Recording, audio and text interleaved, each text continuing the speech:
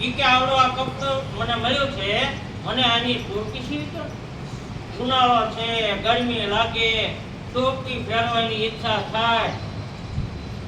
દરજી કે ये कौन बोल रहा है?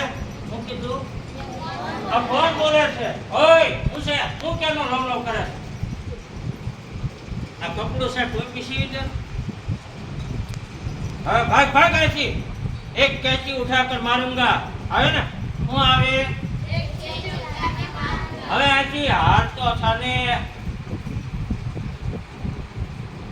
થોડાક આગો લઈ ગયો. પાછો આવ્યો. પાછો આવીને કે